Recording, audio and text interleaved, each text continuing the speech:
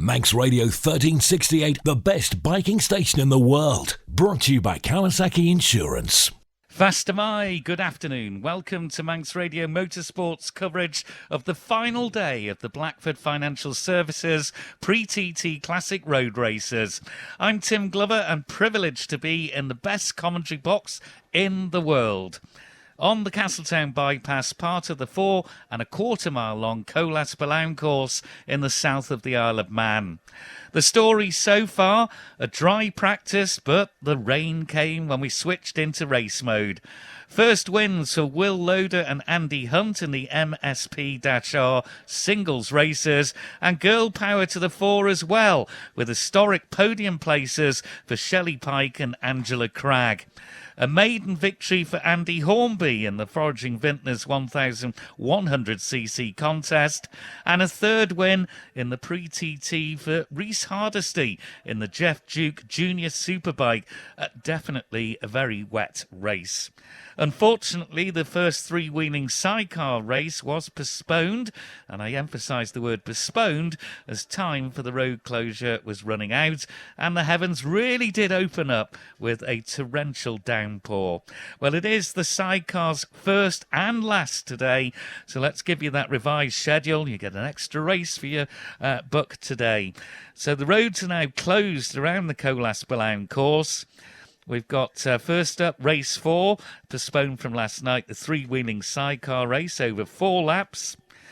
Race 5, and I'm glad to say all the other races are exactly as they were. There's no reduction in the number of laps, so that's good news. Race 5 is next. It's the Greystones LLC Senior Classic over 7 laps. Race 6 is the Quine and Cubbon 250cc Classic and Post Classic 125s. That's over 6 laps. Race 7 is the Vintage Motorcycle Club Isle of Man section 350 Classic over 7 laps. Then we have race A, which is the Blackford's Consolation Race over 6 laps for those that haven't qualified for the other events. Then we have race 8, the Oogley Post Classic Superbikes over 7 laps. And race 9, the three-wheeling sidecar race 2 over 4 laps. We've got a window here of 5 hours with the roads closed at 1 o'clock. The roads have to be open at the latest by 6 o'clock this evening. And don't forget, later on this evening, the prize presentation will be taking place in Castletown Square. So come and show your support for our competitors that have been here, giving us all the thrills and spills.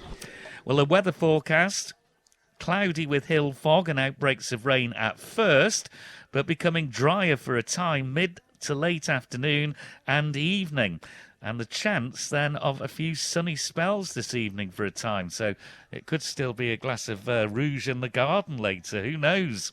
The light and variable winds and a maximum temperature not that warm of just 14 Celsius, so that's going to have effect on the roads with drying, because it's got to be a bit warmer and maybe a bit more wind as well for that to happen. Cloudy again overnight with outbreaks of rain or drizzle returning, and cloudy with a risk of a few outbreaks of rain or drizzle at first tomorrow, soon clearing to leave the rest of the day dry with sunny intervals developing, moderate to fresh, mainly southwest wind, and a top temperature gain of only 14. And the outlook, cloudy with occasional outbreaks of rain or drizzle developing during Tuesday morning. Moderate to fresh, mainly southerly winds, and a highest temperature, well, it is a notch up, 15 Celsius. Well, the team here at the Blackford Financial Services Pre-TT Classic Road Racers, we have Chris Pritchard at Crossfall Ways and Chris Kinley at the Southern 100 Clubhouse and the surrounds there. So Rob Pritchard, why have I gone Chris Pritchard there? Thank you, Beth, keeping me in order. My apologies to our man at Crossfall Ways, who's doing a sterling job out there. Let me just set up then for this first race, the three-wheeling sidecar classic race 1, postponed from last night. We've got different machines in there. It's red plates for machines that are up to 750cc. So that's red plates with white numbers, and over 750cc machines, white plates with black numbers. 4 laps, a total race distance of 19 miles. On pole position will be number 5, Jack Gristwood and Alice Smith. Second row behind them, Danny Quirk and Sharon Reeves, outfit number 11. Then number 55, Mike Bellaby and Dave Gristwood. Third row is Greg Lambert and Andrew Haynes. Fourth row, number 2, Lambert and Haynes are 69. Number 2, Tony Thurkel and William Morley on the fourth row, alongside James Blackmore and Trevor Johnston. They are numbered 71. In the middle of the fifth row, we've got number 8, Mike Cookson and Kenny Cole. And the sixth row, the final 2 outfits, Adam Pope and John Christopher, outfit number 9, and number 7, Steve Brooks and Sam Hersbrook. Well, we've had various reports coming in of the road conditions, and unlike last night when you're driving home and there was standing water virtually all around the Colas Billown Course, today the roads are, I would describe it as damp as opposed to wet. They are wet, but it's there's no standing water, no real puddling.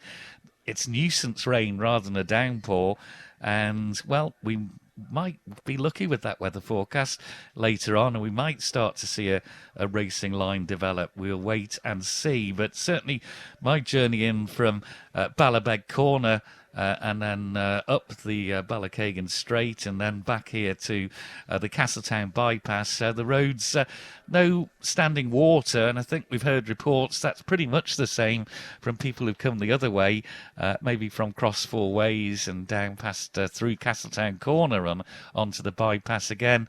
Reports there were of no real issues, but of course it will be damp everywhere, but damper under the trees, and that's particularly that little section, plus the section from Ballabeg out to Cross Four Ways.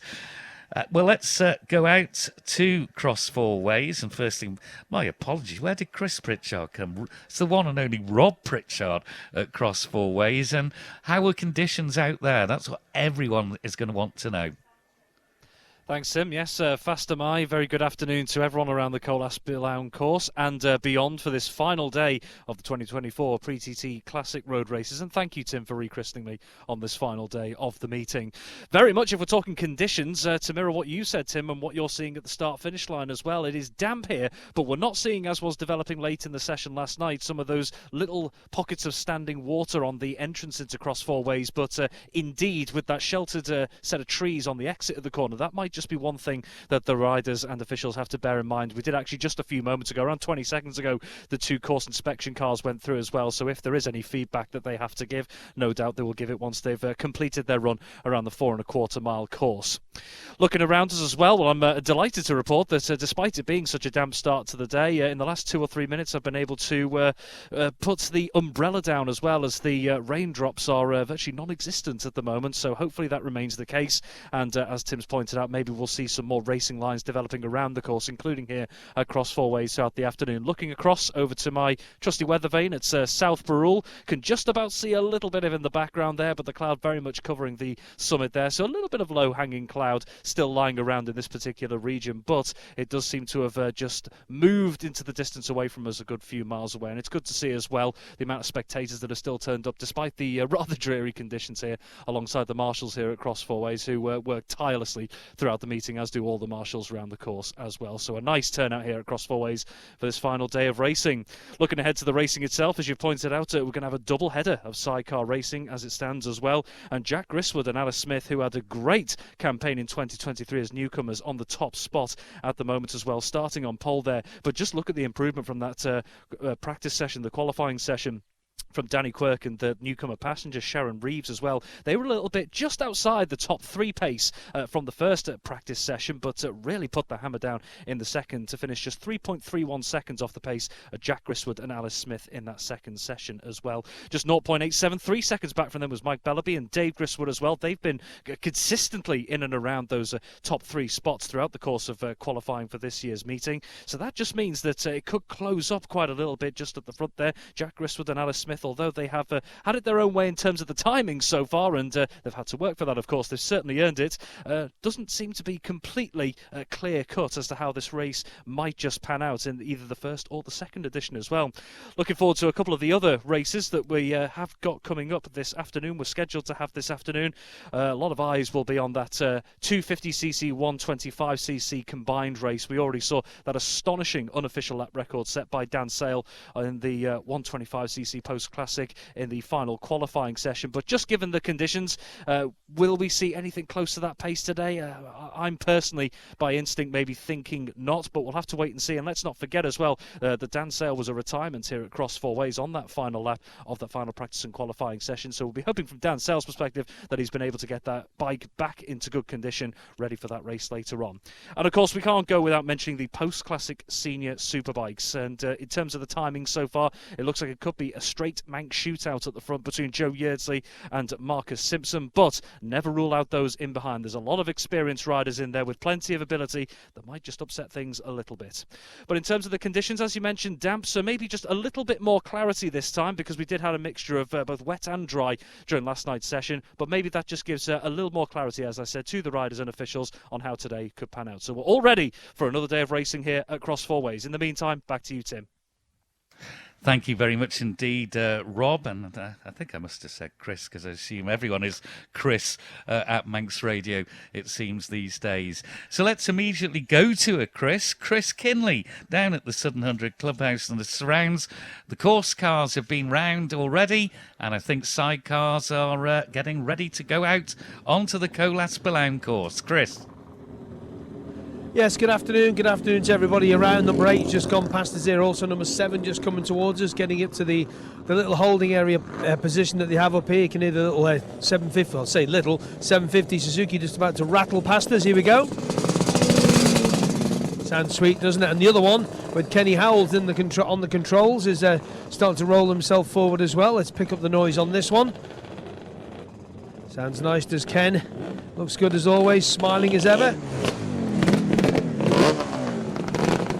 Really, really smart it does. He's got, of course, Jordan Forrest in the chair this year. Still picking up the sounds of that as it just goes a little bit further away from us.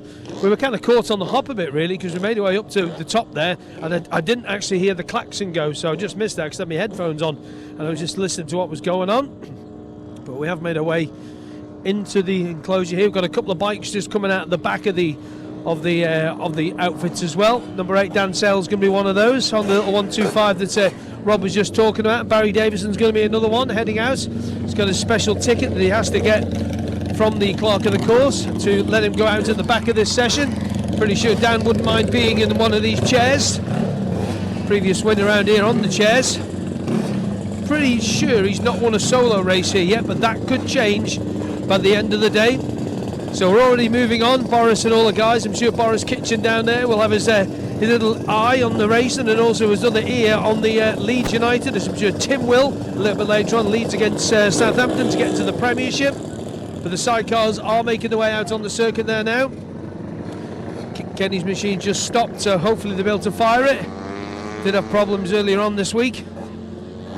There we go, she's nice. Well done to Monica, giving it a good push, and away he goes. Listen to that.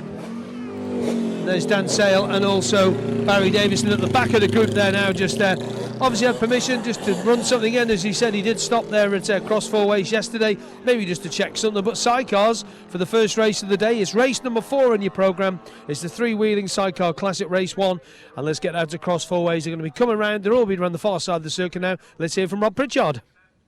Yeah, indeed. And just again, casting my mind back to the practice and qualifying sessions there, a lot of those front runners at the moment in terms of the timings were quite close together in terms of the traffic in both of those sessions that took place there. And it's going to be a similar case once we go racing, different circumstances, of course. So it will be just about that little bit of nous in and around those particular corners and curves, particularly on one of the tighter turns here at Cross Four Ways as well, getting that racing line right. We do see in both the solos and the sidecars, some of them quite like to take that wide line, and just looking down the road as well, that little hedgerow there just just in the approach to cross 4 ways, there's a little compression in on the left-hand side as well that you've got to bear in mind. Some of them like to take the shallower line round the right-hand side, so towards us on this left-hand side as we're looking up as well. So there's plenty to think about going around the course at the moment. And of course, this is just a good chance as well, given the damp conditions, just to start getting used to things, with the fact especially that we have 2 sidecar races to come as well. We can hear them just whirring in the way in the distance away from us there. A reminder as well that our vantage point has slightly changed here at Cross 4 Ways, because we used to be able to see to the top of the dip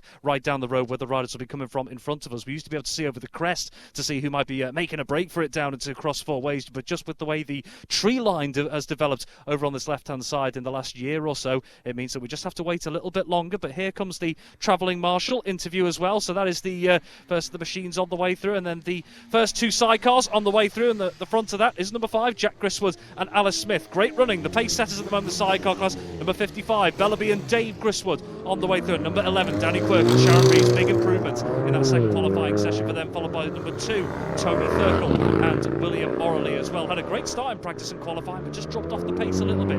Here's number 71, James Blackmore on the wind limp, followed very closely by number 69, Greg Lambert and Andrew Haynes as well. So that's the first selection of sidecar machines through. Here is that sit-up and beg Westlake Triton of Adam Pope and John Christopher as well. 2 more machines interviewed down into the dip and just getting used to the conditions here at Cross 4 Ways. That is the number 3 outfit of Kenny Howells and Jordan Forrest. And number 8 as well in there, Mike Cookson and Kenny Cole on the 750 BMW as well, managing to get some steadier timings in that second practice and qualifying session as that starts to roar towards Church Bends, and then on the way up towards that fast left-hander at Stadium Corner as well. The final sidecar outfit through, and that is number 7, Steve Brooks and Sam Hersbrook, newcomer passenger as well. And there is the 125cc of Dan Saylor, number 40, Barry Davidson on that blue-plated 350 as well, getting a run out, as has already been mentioned, backed up by the travelling marshals on the way through. So that convoy very much in the final stages of the 4.25 mile Colas Billown course on this sighting lap for the sidecars as the course inspection car backs things up. Back to you, Tim. Thanks very much indeed. A slight mystery here because on the starting grid we've been given number 3, Kenny Howells and Jordan Forrest don't appear on that. So we'll just keep a beagle eye on exactly where they go. But I can tell you that number 5, Jack Gristwood and Alice Smith, and that's Ayerson Suzuki, are on pole position. And then it's 11, Danny Quirk and Sharon Reeves. You can see them as well. Number 55, Mike Bellaby and Dave Griswood. Then it's number 2, Tony Thurkel and William Morley. We're just checking them off here. 69, Greg Lambert and Andrew Haynes have just wheedled their way through the grid to get into their position. So where are the 3 bikers? Right at the very, very back of the grid. And yep, so that must be, we'll assume, on row 7 and an additional starter. Unless they're just out to do a little bit of testing. But there's just, a little bit of reorganisation there on the grid as someone just got themselves a little bit too far, or maybe in the wrong position of being moved back into the correct position is outfit number 69, Greg Lambert and Andrew Haynes. And we've got the solos that have been out just to maybe get a chain in or just test something that had gone awry. So it's the red flag at the moment at the back of the grid, because we're just getting every outfit making sure it's gone green. Engage gear is the sign. We watch the lights as the board flips round. We're about to get underway. We'll go down to Chris with the whole shot shortly, but it's a good start by Jack Griswood and Alice Smith, who has the whole shot. Chris Kinley. Do you know, it's always an awesome sight with a load of sidecars just coming towards you, and they are 3 abreast near enough. 55, 5 and 11, that's going to get tight into Ballackagan. 55, 5 and 11, there with the 3 in the front. You can't separate them. We'll keep a little eye up the road, make sure no yellow flags pop out there, but they were so close here. But the road does narrow a little bit, so one of them I think just dropped back. I think that was the 11 outfit, but 55, 5 and 11, they were the leaders. Thank you, Chris. Great description there. And 2 across the road with these 3-wheel machines is a sight to behold. But 3 together at the bottom of the bypass down towards, heading towards Ballakegan. Well, that's a little bit hairy. And, obviously sense got the better of one of them. And that wasn't going to work out as they continued to head towards Ballakegan corner, which is pretty sharp right-hand corner as one of the trains heading from Port Erin to Douglas. It'll stop, of course, next at Castletown. Just gives a little whistle as well, and a Manx tradition observed there of waving to the train. It's a compulsory activity amongst the Southern 100 faithful down here. So once they've got through Ballakegan, they've got that big long stretch down to Iron Gate, and there's another bridge over the railway there, the Ballabeg stop. They then go through Ballinorris, Ballabeg hairpin, along Duck Street, and just at the beginning of Duck Street, they're 2 miles into this 4.25 mile Colas Billown course, and then they will wheel their way out towards Cross Four Ways, and we'll meet Rob Pritchard. Yeah, it's quite a sweeping run as well. If you take that tight turn at Ballabeg and along Duck Street as well there, it's a long undulating series of S's all the way through there and towards Cross Four Ways. It's 2 machines that have made a break for it into Cross Four Ways on this first lap, leading Jack Griswold and Alice Smith, number 5, followed very close by number 55, Mike Bellaby and Dave Griswold. Then it's 11, 2.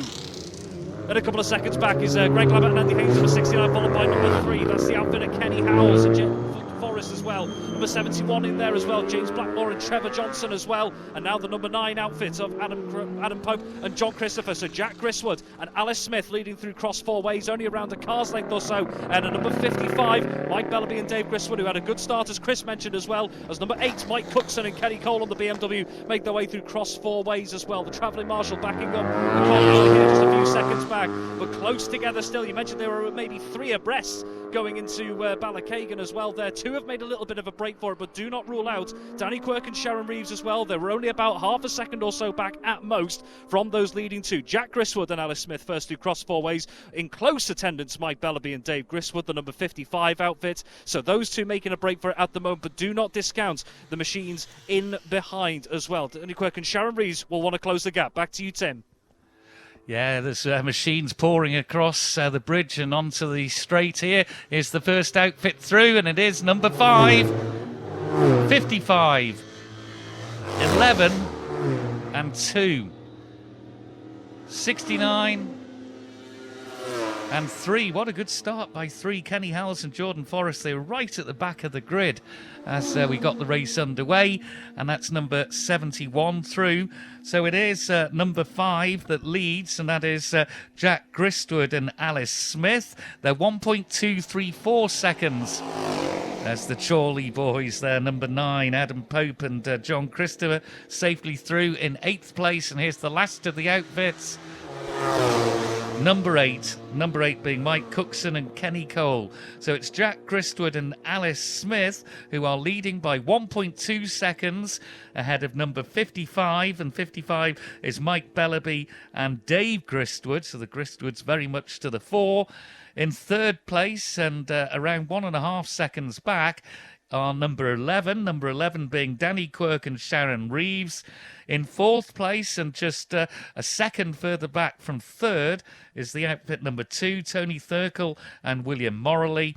In 5th place is number 69, that's Greg Lambert and Andrew Haynes. In 6th place is number 3, right from the back of the grid, so he's overtaken 3 outfits on that opening lap of 4, and that is Kenny Howells and Jordan Forrest. 7th is number 71 being James Blackmore and Trevor Johnson. In 8th, it's number 9, Adam Pope and John Christopher. And in 9th, it's outfit number 8, Mike Cookson and Kenny Cole. So that is the full order, and it's 5 from 55 from 11. Cross Four Ways and Rob. Yeah, it seems to be a battle between first and second, and then third versus fourth. So the likes of Lambert and Haynes, and also Kenny Howes, you mentioned, had a great start, might look to take up the opportunity. Here's Jack Griswold and Alice Smith, still leading across four ways, just ahead of number 55, Mike Bellaby and Dave Griswold here. A couple of seconds, a second or so back to number 11, Danny Quirk and Sharon Reeves, followed closely by Thurkel and Morley. Here's number 69, Greg Lambert and Andrew Haynes on the way through as well. They've opened up a bit of a gap now to number 3, Kenny Howes and Jordan Forrest, just a couple of seconds back here on their way into cross four ways as well. So Jack Griswold and Alice Smith leading again through cross four ways, but Mike Bellaby and Dave Griswold certainly keeping them honest here on this second lap. There's number 71, James Blackmore and Trevor Johnson on the Windle in through cross four ways as well. But looking in behind as well in that battle for the third place, Danny Quirk and Sharon Reeves have got a bit of a job on their hands to hold off Tony Thurkel and William Morley as well. So it's not just a battle for the top spot here, but it's a battle for the podium very much so. Coming down into the dip here and into cross four ways is the number 9 outfit of Adam Pope and John Christopher on the Westlake Triton here. Quite some way back off the likes of Kenny Howes and Jordan Forrest, a little bit further ahead of them. So if we're looking at Greg Lambert and Andrew Haynes, well, they've got a bit of a job on their hands to try and push those podium places. Number 8 comes through, Mike Cookson and Kenny Cole. Back to you, Tim. Thank you, Rob. And, well, an outfit, have they made a little bit of a break? Well, not really. It's still the same lead, 5 from 55. So it is Jack Griswold and Alice Smith. All 2 virtually together, 11 and 2 in third and fourth places. So number 5, Jack Griswold and Alice Smith lead number 55, Mike Bellaby and Dave Griswold by 1.572 seconds. So it's just eked out a little bit by 0.3 of a second on what the margin was at the start on the end of lap 1. So half race distance, that is up now into 5th position. That outfit, number 3, Kenny Howes and Jordan Forrest, come up from the back of the grid into 5th place. 11 then is in third. Number 11 is Danny Quirk and Sharon Reeves. 4th place for number 2, that's Tony Thurkel and William Morley. Up into 5th, from the back of the grid, Kenny Howes and Jordan Forrest. And in 6th place, it's number 71, 71 being James Blackmore and Trevor Johnson. Here are the Chorley boys on that outfit, number 9. Number 9, of course, being the outfit of Adam Pope and John Christopher. There's number 8 through, so they're up into 8th place there. Number 8, Mike Cookson and Kenny Cole. So just one outfit to remain to come through would be 69, and that would give us the full house. But it is a lead and a lap of for outfit number 5 of 80.475, I should say, miles per hour. For number 5, Griswold and Smith ahead of number 55. That is Mike Bellaby and Dave Griswold. They were at 80.332. 1.5 seconds. What's the margin at cross four ways? Rob Pritchard. Yeah, we wait and see, and that's quite interesting. So maybe that outfit of Griswold and Alice Smith as well might just have the grunt in the straight lines, but they've got on the brakes, Bellaby and Griswold here. Jack Griswold and Alice Smith still leading, put out a little bit more of a gap this time to number 55, Mike Bellaby, and Dave Griswold. Really not much in the grand scheme of things, but a couple of car lengths now as number 2, Tony Thurkel and William Morley make their way into cross four ways ahead of number 11, Danny Quirk and Sharon Reeves as well. So Tony Thurkel and William Morley have moved themselves up into third place at the moment across four ways ahead of number 11, Danny Quirk and Sharon Reeves. So that's a change in the battle for third at the moment. So Tony Thurkel and William Morley, as it stands, up into the podium places, but they'll have a job on their hands. It's a big gap now, though, between that number 11 outfit in fourth of Quirk and Reeves, now to number 3, Kenny Howes and Jordan Forrest, who, as Tim's rightly mentioned, have had an absolutely cracking improvement throughout the race so far, starting from the back. There's number 71, James Blackmore and Trevor Johnson, a couple of seconds back from them as well. So Kenny Howes and Jordan Forrest, although they are some way off the Danny Quirk and Sharon Reeves outfit in fourth at the moment, has been a drastic improvement from starting at the back of the grid as well. So just a reminder, Jack Griswold and Alice Smith first again into cross four ways, followed closely by Mike Bellaby and Dave Griswold. Back to you, Tim. Yep, end of lap 3, so they're about to start their last lap, and here are our leaders, and I would say that's just a little bit bigger advantage for outfit number 5 over 55. Indeed it is. 2.275 seconds now. In third place we have outfit number 2. And there's 11 across the line. So it is Jack Gristwood and Alice Smith with an increased advantage of 2.2 seconds over number 55, Mike Bellaby and Dave Gristwood. They in turn are a further 8 seconds ahead of third place, number 2, and that is Tony Thurkel and William Morley. They put in their best lap there of 79.088 miles per hour. And in fourth place, it's number 11 being Danny Quirk and Sharon Reeves. There's number 3, Kenny Howells. Kenny Howells and Jordan Forrest, they're in fifth, ahead of, in sixth place, number 71, James Blackmore and Trevor Johnson. So we do have the second lap was the fastest of the race so far, and that was from the leaders, number 5, Jack Gristwood and Alice Smith. Quickest lap for the second place was on lap 2 as well. That was number 55, Mike Bellaby and Dave Gristwood, but going a little bit quicker, outfit number 2 on that lap, Tony Thurkel and William Morley, putting in 79.088 seconds. The machine now into view, and this is Adam Pope and John Christopher on that lovely throwback bike there, the Westlake Triton. And also through there, number 8, still circulating, Mike Cookson and Kenny Cole. Let's go to Rob on the final lap out at Cross Four Ways. Yeah, thanks, Tim. There we are, first machine interview down into the dip and heading towards us. A bigger advantage again. As was pointed out at the start-finish line, Jack Gristwood and Alice Smith still out in front of Cross Four Ways, around about half a second back now, number 55, Mike Bellaby and Dave Gristwood. So Jack Gristwood and Alice Smith firmly in control at Cross Four Ways on this final lap. 2 more machines in the battle for third here. It's Tony Thurkel and William Morley trying to hold off Danny Quirk and Sharon Reeves, who are right on their coattails here into Cross Four Ways here. So that's maybe the battle to watch. Who's got it on the exit here? Looks like Thurkel and Morley have held here.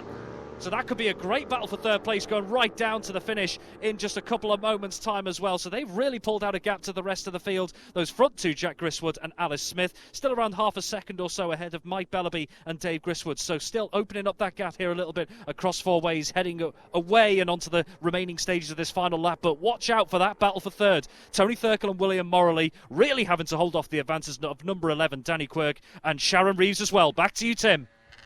I'm having to say on the bridge because we've got a steam train coming down the railway line. We can't actually see the bridge, and we do not want to miss the winning crew across the line. So we'll play safe. Sorry to possibly cut you a little bit short there, Rob, but here is the winning outfit. And nod of their helmets as they cross the line. A win, and a first win as well in the sidecars for Jack Gristwood and Alice Smith, ahead of number 55. Congratulations to them as well, Mike Bellaby and Dave Gristwood. And third's close, it's close. And number 2, they just get home, 2 being Tony Thurkel and William Morley, as the train heads for Port Erin. Couldn't have timed that any better, going over under the bridge there for the race finish. Let's go to Chris Kinley. Well, it's a Gristwood 1-2 really, because they're both kind of sister machines, if you want to call them that. Jack and Alice second last year. Tony Thurkel gets himself in the third place. We'll grab a quick word with them in a moment when they get their gear off. I'm sure Alice pretty happy last year, if I remember rightly, bidding her dad into the podium position in one of the races. And I've just been informed as well, yeah, true, that her dad and her granddad have all won this race as well. That's something else as well. Let's get into let Grishy just go in and have a quick chat with Mike Bellaby, former winner here as well. And Alice, quick word, Alice, well done. Well done. Thank you very much. Did you know your dad's won it and your granddad's won it and you've won it? Well, there you go, 3 in a row. That's all right, isn't it? Yeah, third time's a charm. How's this then? Nice again, getting obviously the second place last year, but getting on the top step at Billown, it means a lot, doesn't it? Oh, it's just incredible. Speaking of which. Hello. Well done. Thanks. Just an incredible circuit. It's amazing. The feeling it gives you is unlike any short circuit that you'd find. Talk to us about that start, 3 abreast going into Ballachagan. Well, I was getting my hands and feet out of the way. But it was Jack did the right thing, really. I mean, what did we do? Did we come first into the corner? Just kept it pinned. Yeah, just kept it pinned. There you go. There you go. He's the driver. Well done, that's well done. Jack, well done. Thank you very much. Good fun? Yeah, very good fun, yeah. Tell us about track conditions out there, because obviously the people not here want to know about it listening around the world and stuff. Is it okay? Very slippery out there. Alex done a great job of keeping the back wheel from spinning up. A couple of hairy moments around Joey's Gate and Castletown corner and cross fourways. But yeah, slippery out there. But yeah, just keep it pinned, short shift and get going. Good for the team, 1-2. 1-2, yeah, happy days. You're out of breath. Oh, I'm absolutely knackered. Well done. I was waiting for that last lap flag. Well, you get a good break now till another race later. Cheers, thank you very much. Somebody, cheers. Let's get to the rest of the guys. Hello, Andy. You all right? Chris, good to We're see just you, mate. saying to Alice there, you've won it, she's won it, and your dad's won this. Yeah, absolutely. What year was that? Well, it's next Friday, be 30 years since Dad and I won the newcomers, and the first win that we had. Then we won it the following year, but I did win it once more with Jeff Hands, who's listening now in a pub in Chipping Camden. But it's so nice for Alice to get her first, so hopefully she'll get a couple more, yeah. You sound out of breath yourself, you just ran, haven't you? I've just run from over there, Chris, yeah, absolutely. Nice to see you, pal. Nice to see you, bud, well done. Let's get to our second place crew. Yeah, what's the quickest lap? Well, we'll just let them get the outfit. They're just getting the outfits up onto the ramp here now. Let's speak to the guys. Hiya, well done. Second place, good? Third place. Third place, you're in with him, aren't you, this year? And you guys change all the time, yeah. It was a good battle, though, Tony had, wasn't it? It was fantastic. Danny was going really well. I think he had a bit of an issue in the wet, but we managed to get past him. He was chasing us back at the end, but we kept at it. Bit sketchy at Joey's Gate, the guys were saying? Very.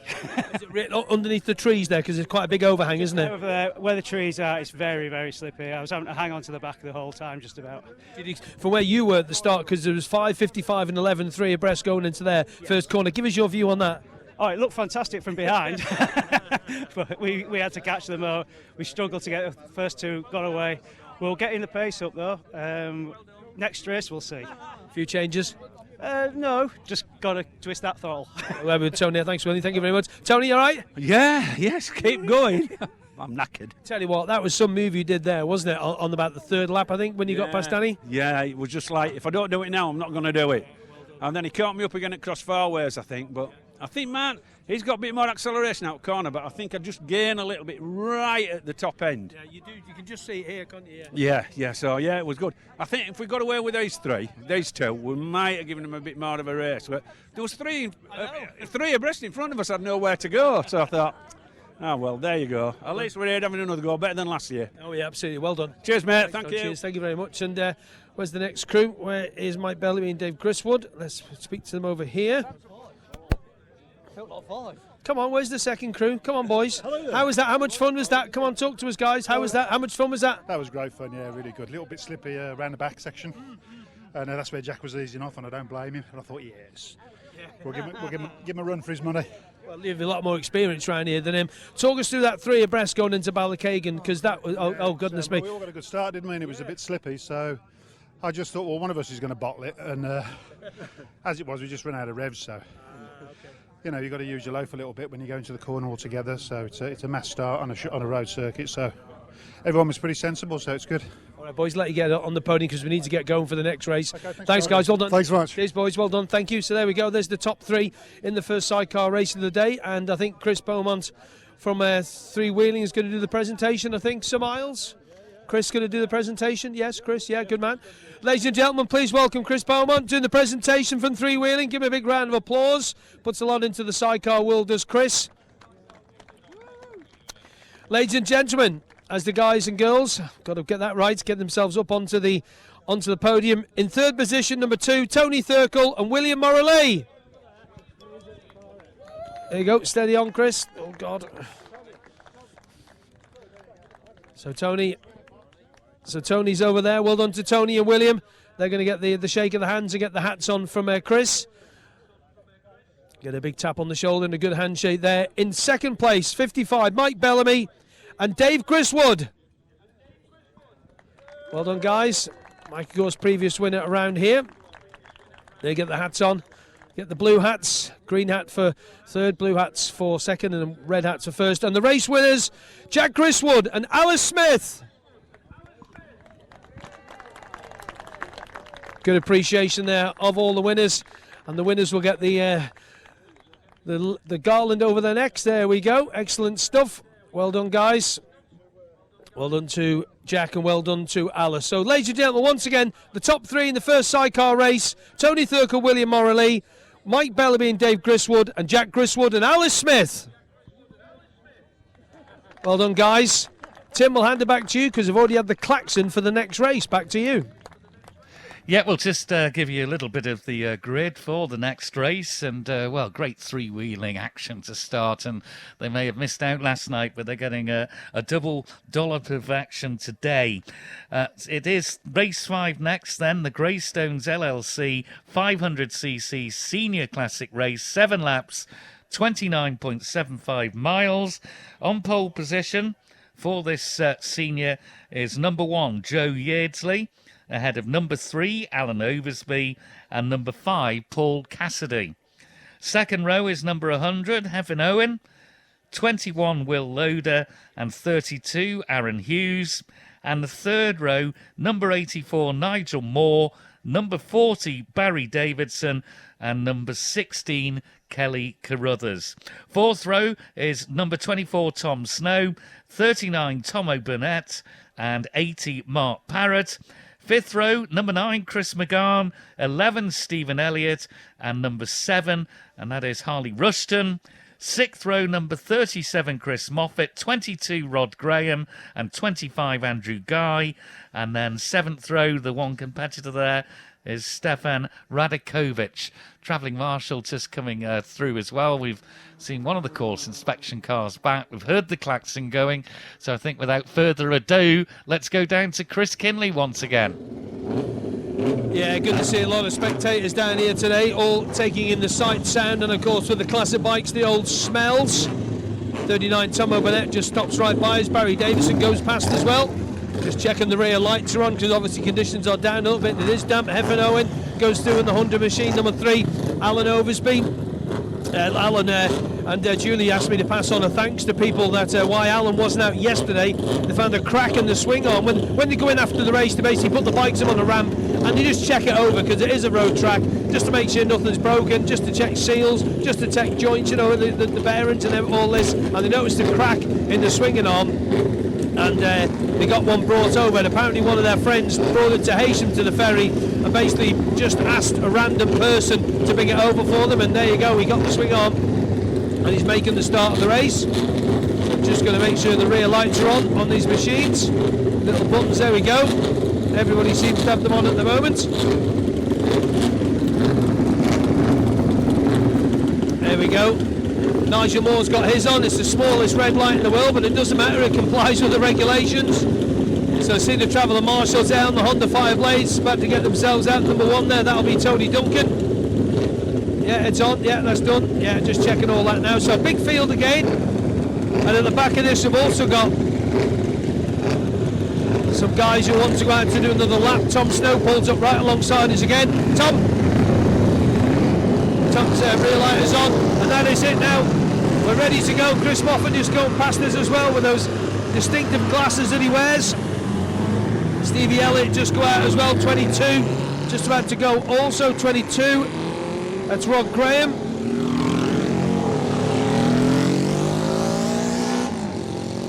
And like I say, at the back there is a few guys going out in different classes just to get a couple of laps in.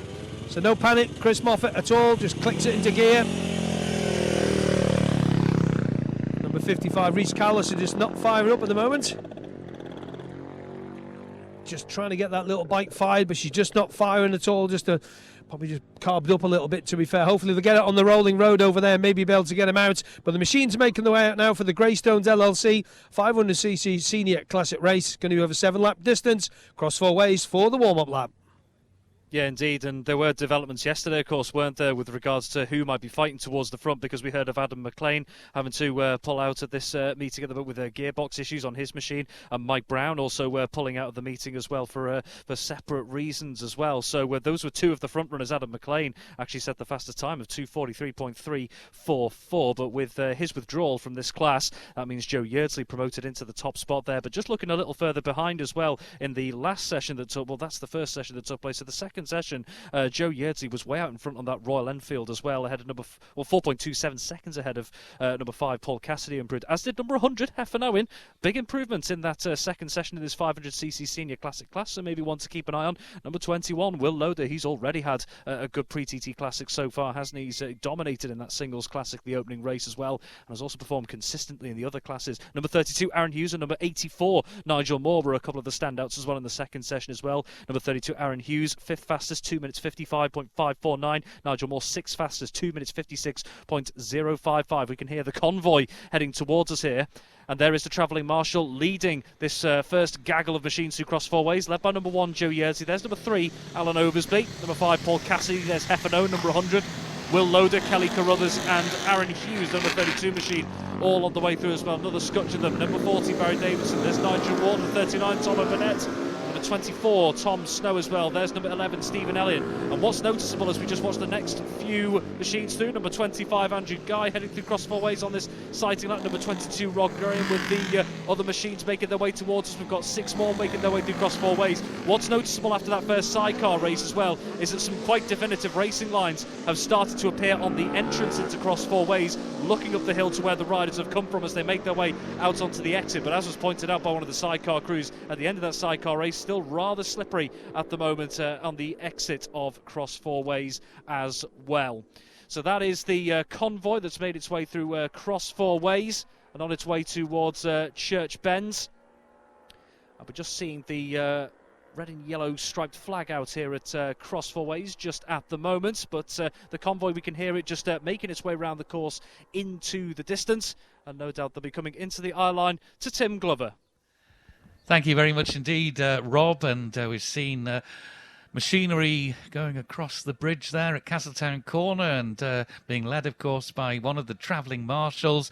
And there's a forest of bikes behind that are weaving away to try and get some heat into the tyres.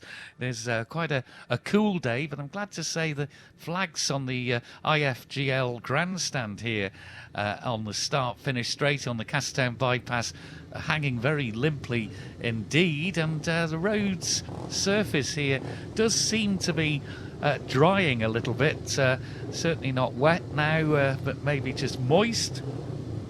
So there is outfit number 1, Joe Yeardsley, on the front row of the grid, joined by number 3, Alan Oversby, and great repairs there. Great to hear they check these bikes over. Of course they do. And there's number 5, Paul Cassidy, the local man, on the front row. So all eyes at the back. A few other machines have just had a little run out as well, just to get themselves bedded in with a chain or check a repair that's been going on in that paddock, possibly throughout the night, just to make sure they can get out here and race today.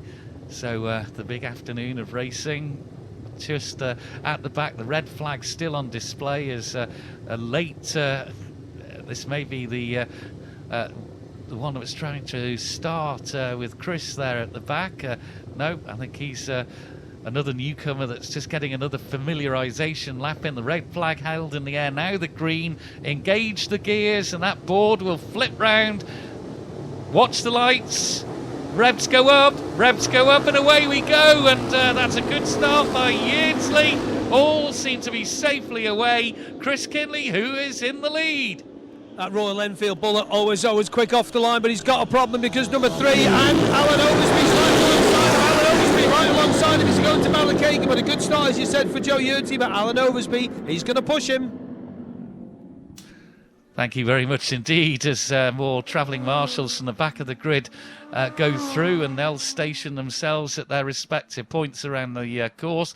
Course inspection car goes through, and my word, there's nothing quite like a mass start here at Billown. And Beth, our producer, timekeeper, has just come in, and I think the ears and brain got a bit of a rattle there from the noise of those machines as the revs started to mount, and then away they went. And a great start by Yeardsley, but as Chris was saying, Alan Oversby very much to the fore there, second on the grid, whereas Joe was in pole position. And they'll be heading to, I would imagine, round Bellebeck hairpin now, and This is the section I think they're going to have to be particularly careful. Rob's mentioned a drying line into cross four ways, but still remains quite wet on the other side. But I would imagine from Bala Whetstone through down the bomb hole into Williams Corner and out there is going to be quite wet by the entrance to Billown Mansion under the trees. Well, let's find out if they all make it through that section unhindered by joining Rob Pritchard at cross four ways. Yeah, we mentioned those racing lines drying out, and we did mention before that those yellow and red striped flags are out here across four ways. We've just had it confirmed to us by one of the marshals as well. That is just to advise riders to be aware of any potential oil or debris. Here come the first three machines very close together into cross four ways, led by number 3, Alan Oversby, number 1, Joe Yeardsley, looking up the inside there, number 5, Paul Cassidy in third, 5 of them close together as well, number 40 at the back of that, number 100, Heffer Owen, 84, no time for names, just numbers there, number 39, then number 22, 37, 11, and number 25, Andrew Guy at the back of that group. So really bunched up on this first lap through cross four ways here. But number 3, Alan Oversby leading through cross four ways, just a hair ahead of number 1, Joe Yeardsley, and right in behind those two waiting to pounce as well. Number 5, Paul Cassidy as well. One of those that's made their way forward there. Number 40, Barry Davidson, has got himself into a good position as well after starting on the third row there, right in the mix in behind those leading 3 as the travelling marshal goes past us as well. So it is Alan Oversby still in front, but it is so tight at the front of that group as they make their way towards Church Bends and then up towards Stadium on the latter stages of this opening lap. This could make for a very entertaining race indeed, and of course those conditions to manage out on the course as well. Back to you, Tim. Yeah, this looks close. A cavalry charge just about to come over School Hill, and here they come. And it is number 1, Yeardsley, that leads. Oh my goodness, 5 and 3 together there, Paul Cassidy and Alan Oversby. And it's Cassidy who's got himself ahead of Oversby on that stretch to get into second position, ahead of number 3, Alan Oversby. Then it's 4, William Loader, number 21. 5th is number 40, Barry Davidson. 6th, number 100, Heffin Owen. 7th, number 84, Nigel Moore. 8th is number 16, Kelly Carruthers. 9th is number 32, Aaron Hughes. 10th, number 24, Tom Snow. 11th is number 39, Tomo Burnett. 12th is number 11, Stephen Elliott. 13th, number 22, Rod Graham. 14th, the newcomer, number 37, Chris Moffat. And in 15th, number 25, is Andrew Guy. And we're hearing that number 37, the newcomer, has retired just further down the road and has gone up Arbury Road and back to the paddock. But Joe Yeardsley, number 1, leads number 5 by 1.426 of a second. And the gap between first and third is 1.437. So that shows you how tight it was between Cassidy and Oversby as they crossed the start-finish line here. My word, what a move it was by Paul Cassidy. And, well, that's a battle that we're going to keep an eye on. But Yeardsley's not in the comfort zone by any means. Just 1.4 ahead. Cassidy and Oversby are certainly dicing away. Let's go out to Rob at Cross Four Ways. Yeah, indeed. What an exciting start we've had to this 500cc Senior Classic race. Here's one machine making a break for it, and it's a big gap now. Number 1, Joe Yeardsley, leads at cross four ways. Good second or two now ahead of number 3, Alan Oversby, who's got number 5, Paul Cassidy, right on his tail as well. There's a Joe Yeardsley pulling out a bit of a gap at cross four ways at the front. Here's number 21, Will Loader in behind that leading 3, and he's built up a bit of a gap to number 16, Kelly Carruthers, then number 100, Heffin Owen, number 84, Nigel Moore on the way through as well. Number 32, Aaron Hughes, holding off the advance, number 24, Tom Snow, and number 39, Tomo Burnett. Tomo Burnett, we mentioned, made great progress in practice and qualifying for this race yesterday as well. So it's Joe Yeardsley who leads through cross four ways, a couple of seconds ahead now of number 3, Alan Oversby. There's number 11, Stephen Elliott, followed just a second or so back by number 22, Rod Graham, and backing up that particular group of machines is number 25, Andrew Guy as well. So Joe Yeardsley just stretching that Royal Enfield a little bit more going into the latter stages of this second lap, building up a bit of a gap as well to number 3, Alan Oversby, who still has number 5, Paul Cassidy, in very close company indeed. Shame to hear about number 37, the newcomer Chris Moffat there, having to retire from the race. It's still relatively close at the front, but Joe Yeardsley's pulled out the gap. Back to you, Tim. Yeah, it does look like he's the only one across over the hill so far. There he is. There's Oversby now up into second. And number 5, Paul Cassidy in third. In fourth, 21. That's Will Loader. The gap, 2.5. There's number 16, Kelly Carruthers, 184 across the line. So Kelly Carruthers has moved up into 5th position.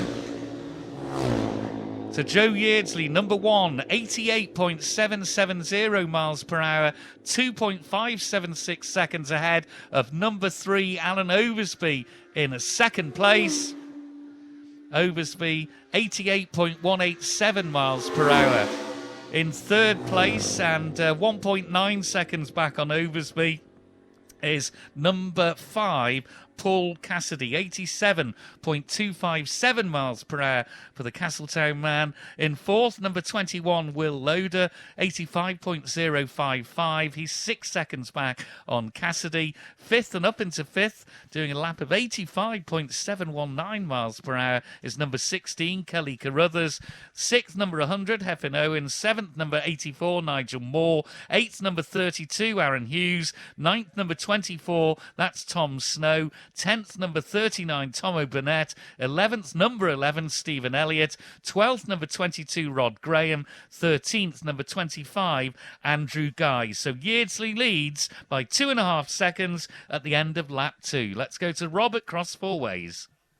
Yeah, we wait to see what comes over the hill. Just a bit of a point to make as well. We mentioned those red and yellow flags that have been out. They've since been retracted on this race. Here comes number 1, Joe Yeardsley, but bearing down on him here is number 3, Alan Oversby, who's now opened up just a little bit of daylight between himself and number 5, Paul Cassidy. So a bit like as they came across the start-finish line for lap number 3. That gap between the trio has now expanded here. Paul Cassidy around Cross Four Ways, a couple of seconds back. Number 21, Will Loader, still going steady as he has done throughout the meeting so far. Number 16, Kelly Carruthers, started on the 3rd row as well, and up into 5th at the moment. Here's number 100, Heffin Owen, in close attendance. Number 84, Nigel Moore on the way through. Then number 32, Aaron Hughes.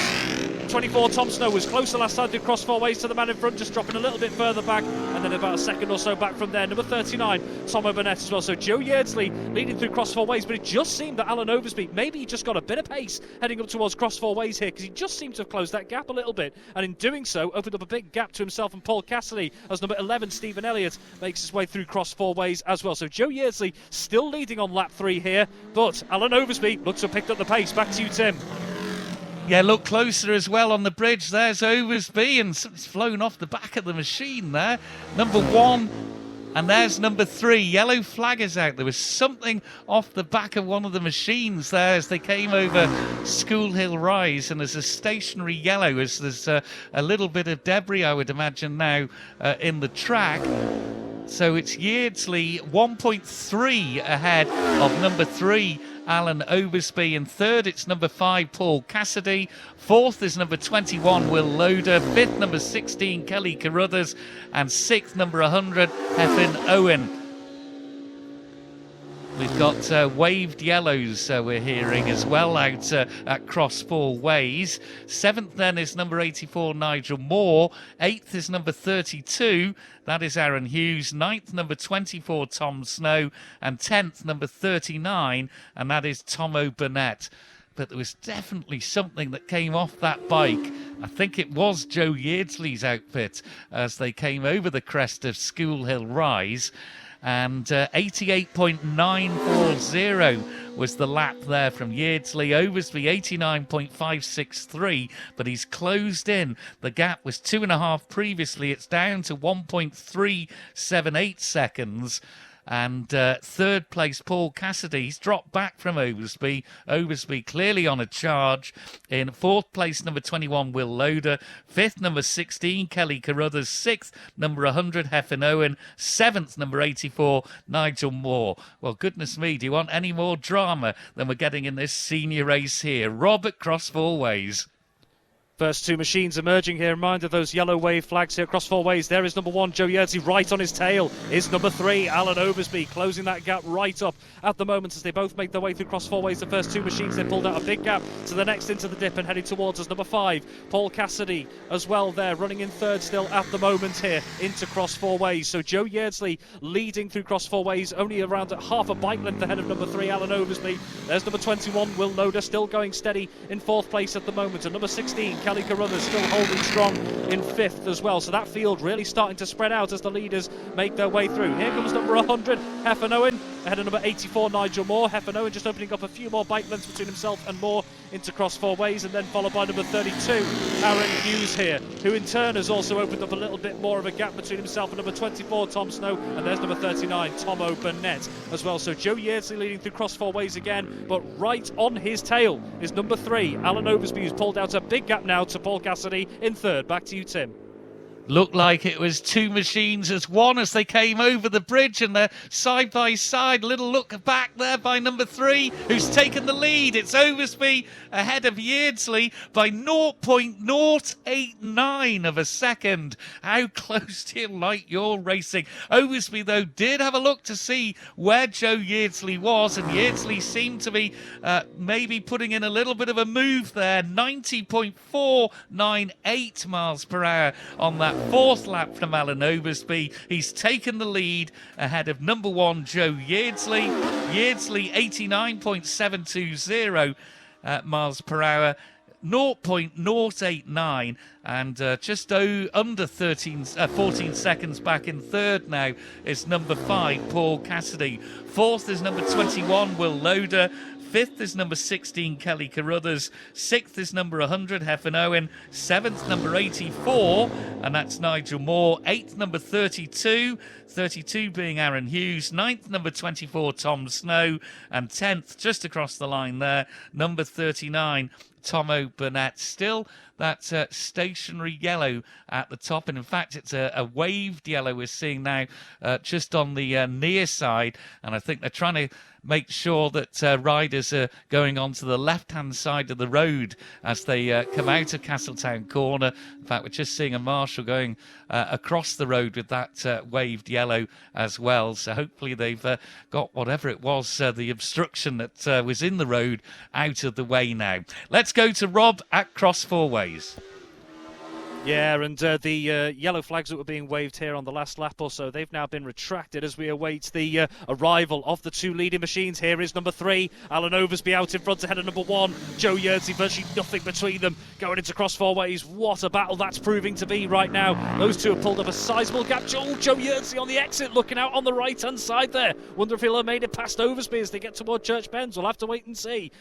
Dropping back again, number 5, Paul Cassidy, but no threat at the moment to his third place standing right now. He's pulled out a big gap to the next machine now, dropping into the dip and heading towards us here across four ways. Number 21, Will Loader as well. So Cassidy in third and Will Loader in fourth. Have got plenty of tarmac between each other. Here's number 16, Kelly Carruthers, still running well in fifth into cross four ways as well. So just a reminder as we await the next machines to come through, that is number 3, Alan Oversby, just ahead of number 1, Joe Yeardsley, who was just looking up the right-hand side on the exit across four ways as well. Here's number 100, Heffernan Owen. Number 84, Nigel Moore, who's now got number 32, Aaron Hughes, bearing down on him as well. So the field starting to stretch out a bit more in behind as well. Back to you, Tim. Two machines across the bridge, very close proximity, and here they are. Who is in the lead? It's going to be Oversby, but Yeardsley is a fraction behind him. 0.260 seconds is all that separates machine number 3, Alan Oversby, from number 1, the Laxey rider, Joe Yeardsley. And Yeardsley was quicker on that lap at 89.893, his personal best so far of the race. There's number 5, Paul Cassidy, in third place, and he's 19.7 seconds down on Yeardsley. 21, Will Loader, safely through in fourth place. There's number 16, Kelly Carruthers, and I can say that the flags are withdrawn now. It went to a green stationary and no flag at the top there of School Hill Rise, which is good to see. So the debris on the track has obviously been removed. Two very close together here, having their own battle further down the listings. That's number 32, Aaron Hughes, up into 7th place ahead of number 84, Nigel Moore. There's 24 across the line, Tom Snow. 39, Tomo Burnett is in 10th place, and he's just around about 1.2 seconds down on Snow. So Oversby continues to lead at the end of lap 5. 2 more to go. 0.260 is the margin ahead of number 1, Joe Yeardsley. What a battle they're having. Who's going to be leading at cross four ways? Let's find out. Rob Pritchard. Yeah, we can hear them just whirring away in the distance, waiting to see who's going to emerge first into the dip here. Oh, it's two together heading towards cross four ways here. And just edging his front is number 3, Alan Oversby, and number 1, Joe Yeardsley, just on the outside there. Less than a bike length between them through cross four ways. The battle continues. What's it like on the exit? Yeardsley's going out on the right-hand side again. Does he have the pace? We'll have to wait and see there, but it was Alan Oversby. Both of them were practically side by side coming down through the dip towards us into cross four ways here, but Alan Oversby just edging in front here. Here's number 5, Paul Cassidy, a rather lonely race for him at the moment in third. At the moment, not threatening the front two, but certainly not threatened by the man in 4th place at the moment. He's got a nice big gap to this man now coming into cross four ways. Number 21, Will Loader here. Couple more seconds back, number 16, Kelly Carruthers. So that seems pretty set at the moment, that particular order of Cassidy in 3rd, Will Loader in 4th, and then Kelly Carruthers in 5th as well. Then it is a big gap to the rest of the field behind them, but Alan Oversby again just having the line here into cross four ways. Those racing lines now really starting to develop a lot more on the entrance into cross four ways. Oversby led. Back to you, Tim. Who's it going to be going into the final lap? 2 machines emerge over School Hill. It is Oversby, but he's only just ahead of Joe Yeardsley, who was definitely lining him up there.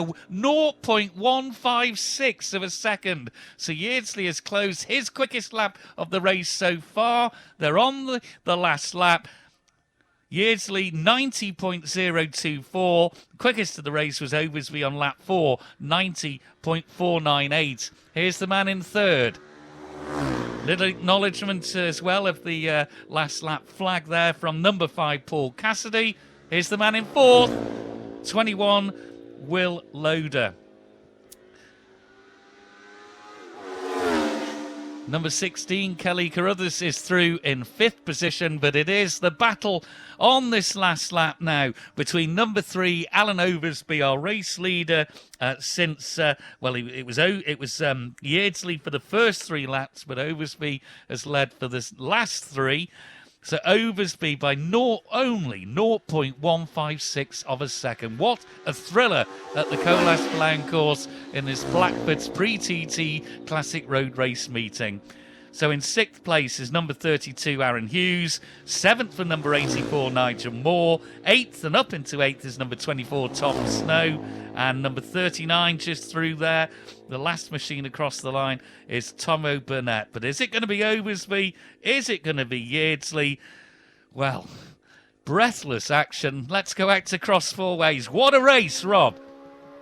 What a race, Tim. Absolutely right. This is why we love mass start racing on the Billown Course. Here we are, 2 machines emerging towards us, and it's number 1, Joe Yeardsley, who's taken the lead heading into cross four ways ahead of number 3, Alan Oversby, and he's opened up a tiny bit of a gap here. What's it going to look like on the exit between them? What's the line going to be like?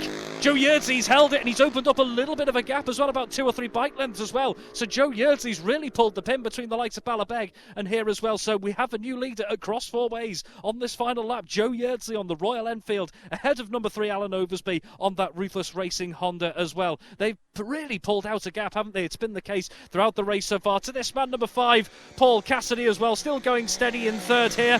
And some distance back, a couple of seconds away now, approaching cross four ways, is number 21, Will Loader in 4th as well. There is Will Loader, and also another machine emerging towards us there, number 16, Kelly Carruthers. So no change to the order in terms of 3rd, Paul Cassidy, 4th, Will Loader, and 5th, Kelly Carruthers as well. But Joe Yeardsley, he also seemed to get a really good exit here at cross four ways. Going on to these final stages, to you, Tim. 2 very close together. 2 emerge almost across the line together. This is, who's in? Oh my goodness, Yeardsley by 0.080 of a second. You can't get much closer than that. Congratulations to the Laxey man. The Laxey Massive will be celebrating that one. Joe Yeardsley and Alan Oversby, thank you ever so much for that display of masterful motorcycling that we've seen here at the meeting today. What a race. Yeardsley takes the honours ahead of Oversby. Here's the man in 3rd, number 5, the Castletown man, Paul Cassidy. Chris Kinley, what a drama-filled race that was. An absolute belter.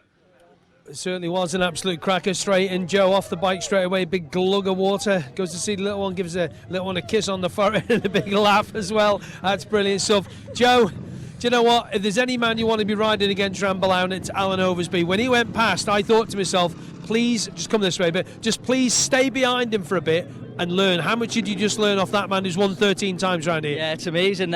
I'm so unconfident on this bike, especially in the wet conditions. With no tyre warmers and stuff, these tyres are so good, but it's building up the confidence to realise how good they are. And it's so like, if it just rains, you just put your wets on and you know it's wet, but it's so intermediate around here. There's a lot of wet patches, different places that can catch you out. But I really enjoyed that. It was a fantastic race, and it's great to get a win on the Flipwick Motorcycles Royal Enfield Bullet. These guys gave me this opportunity over the winter, and it's great to get some more classic racing, and I'm really looking forward to riding again at the Manx Grand Prix. What is it like riding with him? Where did you learn bits? Where were you think, oh God, how blimey, he can go through there that quick, I can try that? Everywhere, I learned everywhere. You know, it's like he was going so much quicker through some of the wet corners than me, and it's obviously, you know, having the trust in the tyres of his experience. So I didn't know what to do on my last lap. I was thinking, like, do I leave it or do I not? But where did you get past him? Coming out of Iron Gate. But there was yellow flags at the last part of the course on the earlier laps, and if there had been yellow flags on my last lap, I wouldn't have been able to pass. So the opportunity arose, and I took it and nail biting to the end. But no, I really enjoyed that. 2 wins at Billown now for you in the pre-TT. That's all right, isn't it? Yeah, no, I'm very happy with that. You know, it's always going to be a special meeting for me. It's my first road meeting only 2 years ago, and come back every year, and I love supporting it. It's a great club. Well done, Joe. Thank you. Well done, buddy. Cheers. Thank you. And Alan's here. Let's grab a word with the young Alan. You just showed him all your lines. What are you doing? Well, I was trying to get away from him. You didn't make the best of starts, but you caught back up. Then you got past Paul Cassidy, then you reeled him in quick.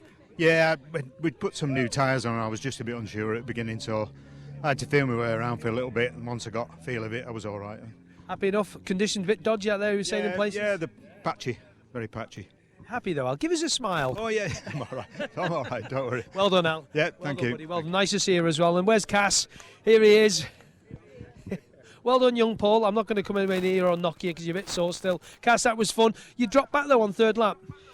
Yeah, well, I think number 3 there, we came past each other on the start and finish here. I got past him just before the start and finish, and then on the straight he just left me for standing, and I realised there's no point in pushing in this condition against them boys because we just didn't have the power. So I looked behind me, I knew we had a bit of a gap, so I just sort of coasted it in between, just try and judge it a little bit, and yeah, we've got, you know, TTs coming up, isn't it? So we're slowly catching monkey around here, I think. How is the body? I'm not too bad, just me sore left-hand side really, but once you get on the bike, you try not to sort of think about it. I think the adrenaline sort of kills it, and away you go. First podium at Billown for you as well? Yeah, first time, happy enough. It's a nice start, isn't it, to come back to? Well done, Cass. Cheers, thank Cheers, you. well done, Paul Cassidy with that third position. So we are ready to go with the podium presentation for the Greystones LLC 500cc's. And Rob Patterson, Rob, off you go, sir. Thank you. Give Rob a round of applause, folks. Rob's the Greystones guys have been involved with the club for such a long time. In third place, number 5, Paul Cassidy. Well done, Cass. He's had quite a tough couple of weeks as Paul Cassidy. Second place, Alan Oversby. Well done, Alan. And what a race it was. And a win for number 1, Laxey's Joe Yeardsley.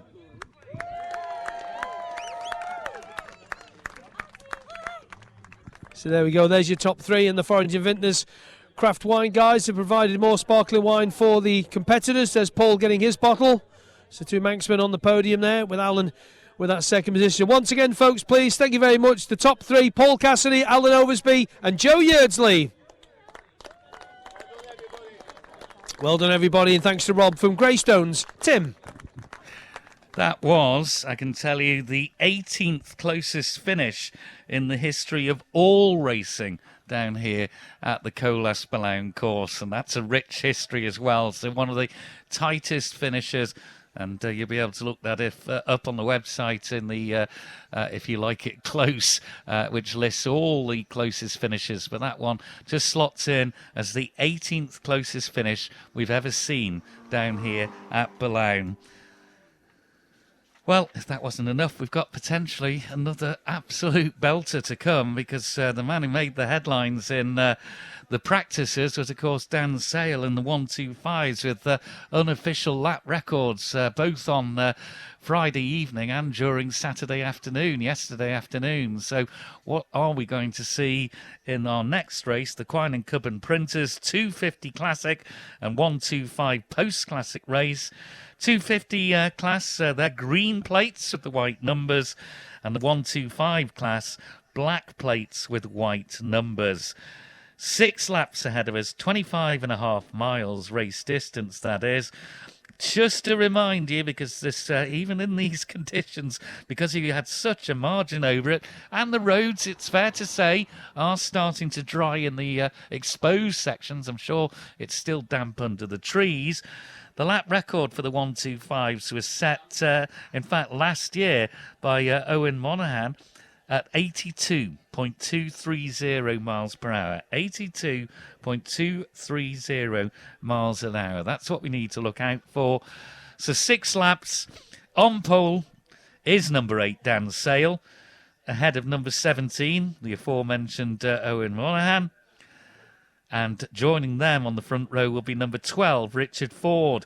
Second row is 87, Brian Mattia. 51, Keith Shannon. And 55, Rhys Callister. Third row is 48, Mark Herbertson. 103, Andy Hunt. 40, Barry Davidson. Fourth row is number 28, Billy Cummins. 97, Simon Lehane. And 15, Bob Doughty.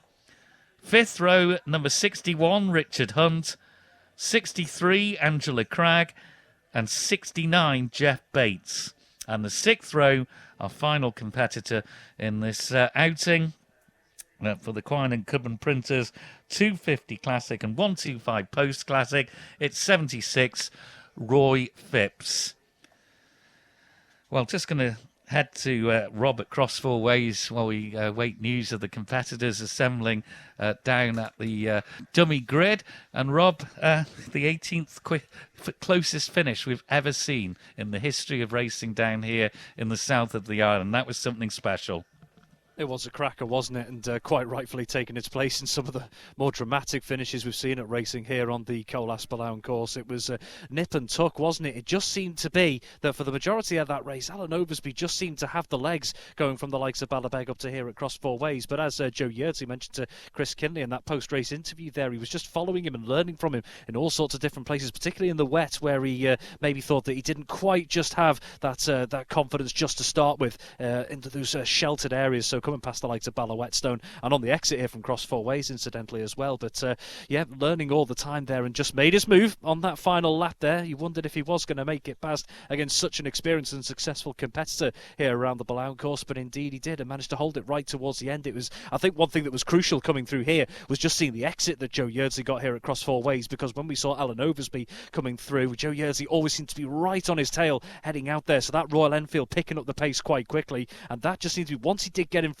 clearly just had the preferred line as well, just holding off the advance of Oversby, just allowed it to just stretch that Royal Enfield a little bit more on the exit of the corner as well. Looking ahead to this race as well, and Tim's already rightly mentioned that unofficial lap record by Dan Sale set in practice at over 86 miles an hour. Given the conditions, yes, the track is certainly drying out in front of us on the approach to Cross Four Ways, but will we get anything around the 86 mark? Something's telling me I doubt it, just given the conditions at the moment, but you never know. And also Dan Sale, we mentioned he'd retired in the practice, but that bike was out on a sighting lap earlier in the session. Should be interesting, this one, Tim. Back to you. And I'm just going to be a conduit to go from Cross Four Ways straight down to Chris Kinley down there at the holding area. Chris. Yeah, just a change in the programme as well. Number 51, Keith Shannon, he's down in the programme as the 250 Suzuki. He's actually on a little 125 Honda as Dan Sale brings the little 125 Honda. So that sounds crisp as a crisp thing, that, doesn't it? Rear light on the machine as well. He's got Owen Monaghan right next to him. They're both, as you said, under that lap record from last year. What was the speed? 91 and a bit, I think they were doing in the last race. So that's not too far away from that record. Still a bit dodgy in places. So number 8, number 17 and number 12 across the front row. Number 8 is Dan Sale on the 125 Honda, 17 Owen Monaghan. Give each other a little fist bump before the start of the race. That's nice to see there on the Owen Monaghan 125 machine. Number 12 That, of course, is Richard Ford on the Bob Jackson T20 Suzuki, the Preston Rider. That's row number 1. Row 2 is the number 87. And, of course, in the unmistakable face with the glasses inside the Aride lid, that's Brian Mattia on his 250 machine. Good rider is Brian, been around there a long time, the Ballyclare man. 51, Keith Shannon, as we said, that change of machine. 55, Rhys Callister, he'll be another one to look out for. He's a newcomer here as well. Number 48 gives you young Mark Herbertson there. I love saying that, young Mark Herbertson on the Herbertson Racing 125 Honda alongside him. Number 103, Andy Hunt. He was second in this last year on his Ducati Monza. Brian with a big thumbs up, his glasses are steaming up under there. And apologies if you're getting a bit of interference, it's just a couple of these machines don't have the little suppressors on them, so you're just picking up a bit of air static. Number 40, Barry Davis, you can just see there as well. Barry is quite struggling to keep himself heard here, to be fair. Just trying to move around to keep, well, give you guys the noise. Number 40, Barry Davis, and as we said there, retirement in the last one. He's on the little 250 Gimbert Honda, and away we go. Machines are making their way out. Enjoy.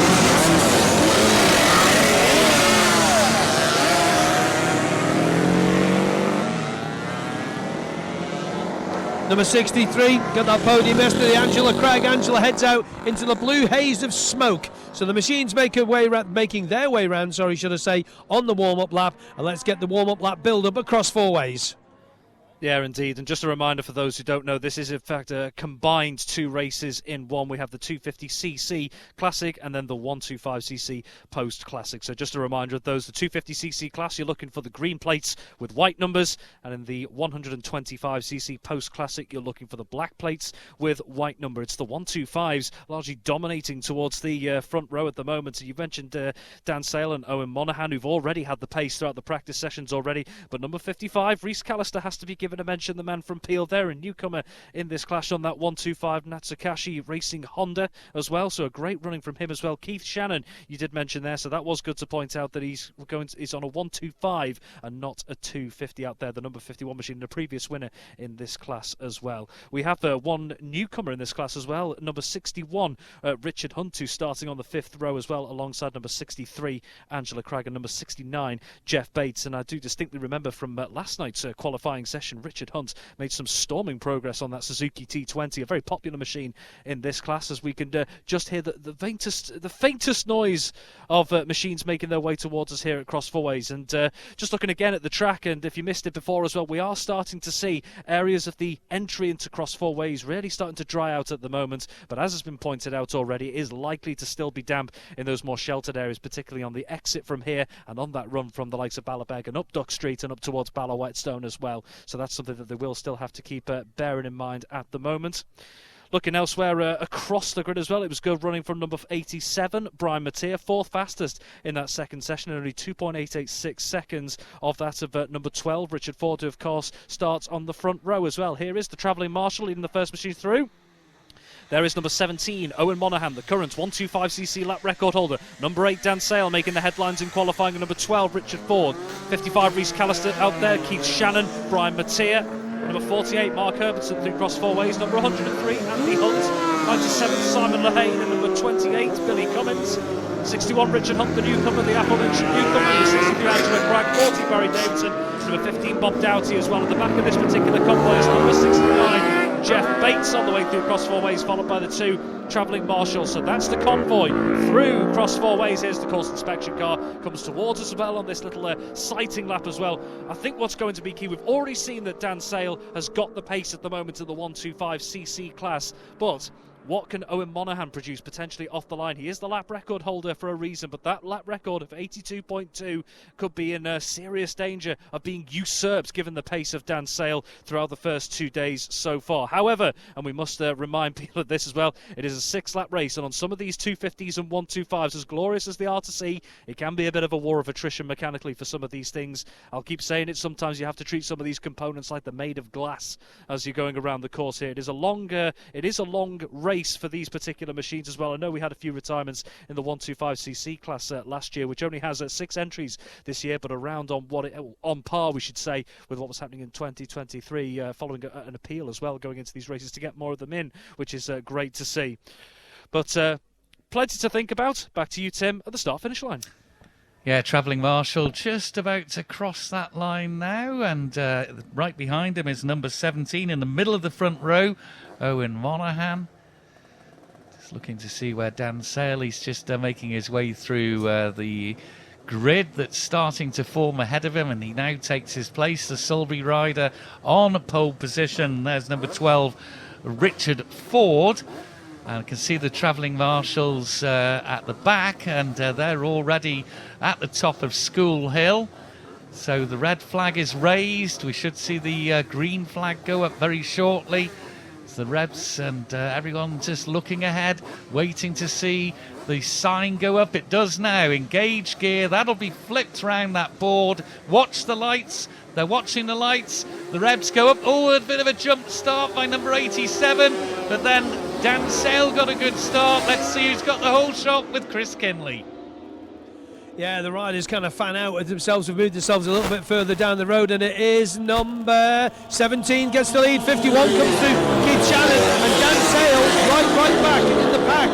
Didn't actually see him go off that limb. He's right in the middle of the pack. I must have just missed him, but it was a good start by Owen Monaghan, number 17.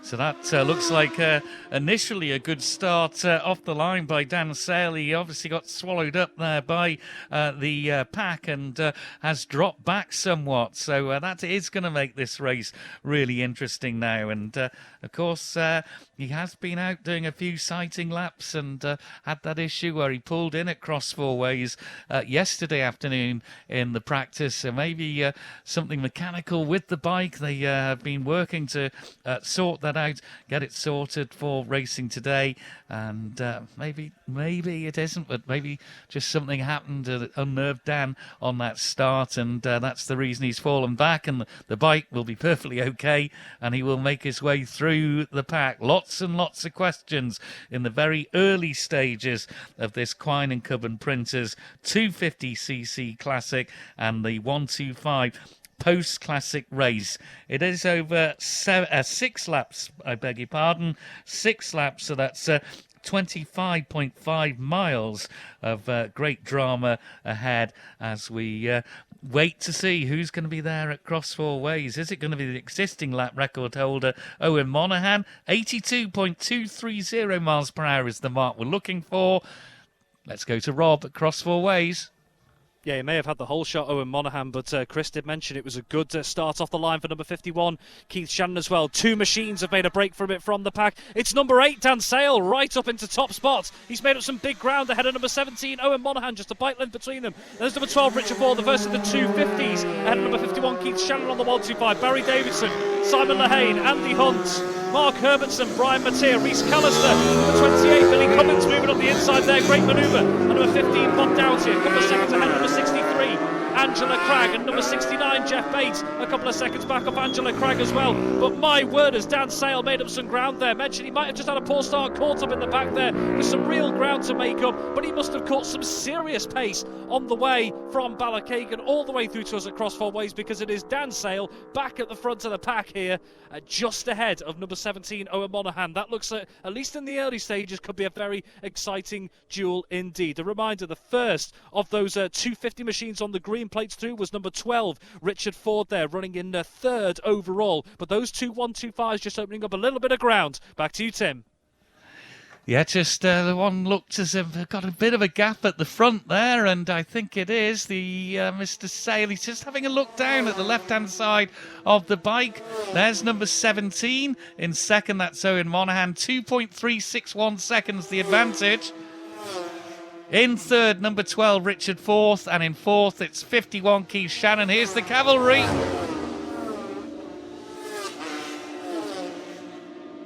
My word, what a sight. Fifth, 97, Simon Lehane. Sixth, number 40, Barry Davidson. Seventh, 103, Andy Hunt. Eighth, number 87, Brian Mattia. Ninth, number 48, Mark Herbertson. 10th, number 20, in fact, up into ninth is number 28, Billy Cummins.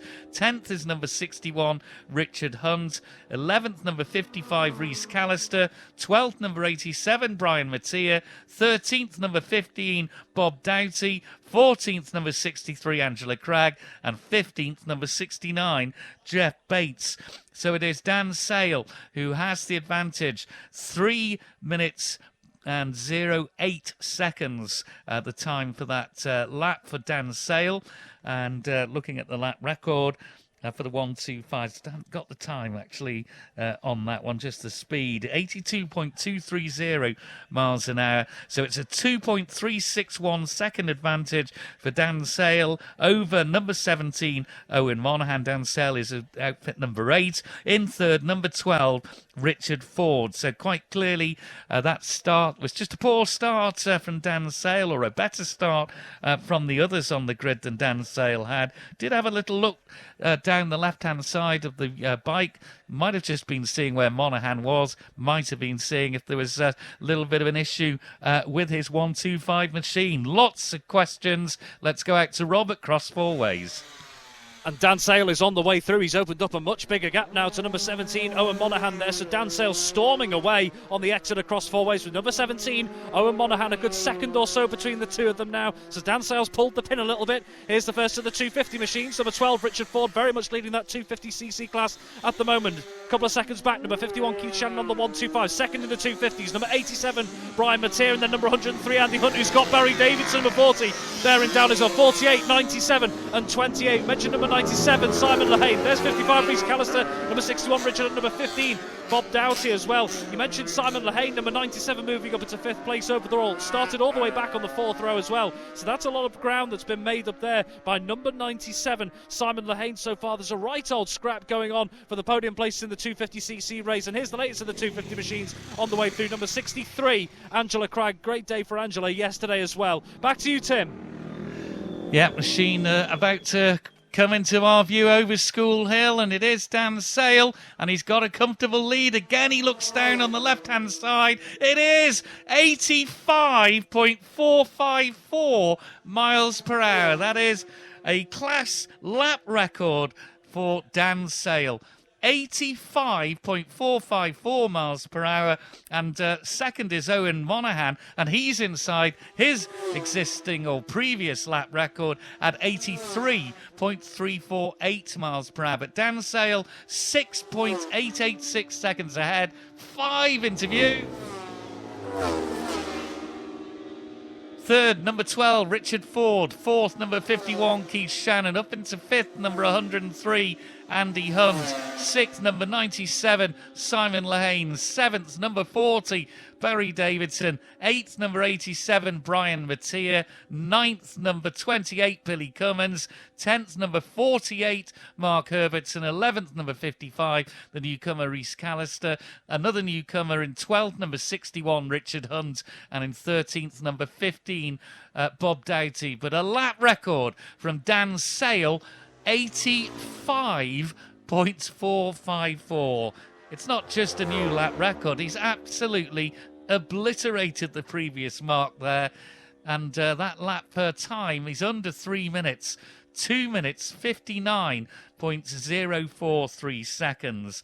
What a performance from the Sulby man, but he's twice now as he's been coming down the finish straight here.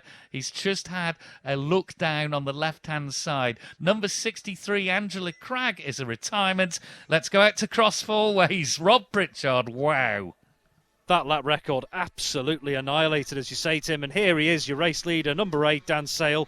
Miles out in front at the moment there. 85.454 miles per hour. He hit 86 the other day. Bear in mind, he's just set that lap record ahead of this man, number 17, Owen Monaghan, who's now a few seconds back heading into Cross Four Ways here. So Owen Monaghan with a lot of work to do if he wants to catch the pace of Dan Sale. He just seems untouchable out there in terms of pace at the moment, Dan Sale. Bear in mind, it'll still be damp in a few places on this track on the lead up to Cross Four Ways over Bala Whetstone. And on the exit across Four Ways here as well. Here's your first of the 250cc machines. It's number 12, Richard Ford, who's opened up a nice big gap to the machine in behind. Number 51, Keith Shannon, so around 2 seconds by my quick maths there.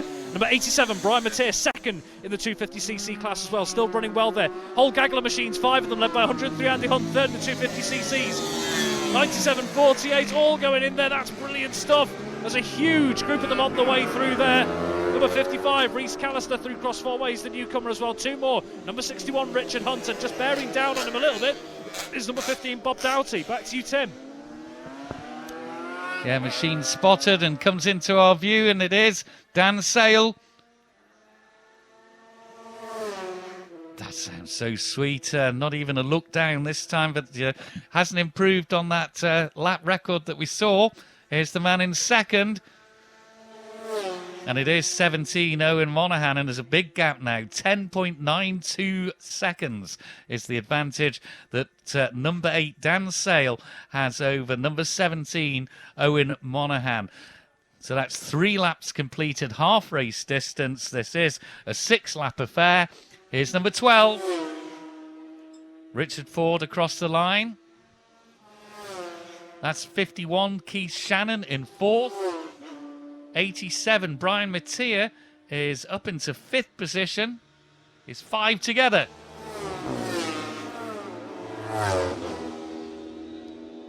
'97, Simon Lehane, 6th. 7th, number 103, Andy Hunt. 8th is number 28, Billy Cummins. 9th, number 48, Mark Herbertson. 10th is number 40, Barry Davidson. 11th, 55, Rhys Callister. 12th, number 15, Bob Doughty. And 13th, number 61, Richard Hunt. Fastest laps on that for 97, Simon Lehane at 78.35. Also, Billy Cummins went his quickest at 78.793. Mark Herbertson at 78.511 miles per hour. But it is Dan Sale who now has a commanding near 11-second advantage over Monaghan and the lap record. Rob Pritchard, Cross Four Ways.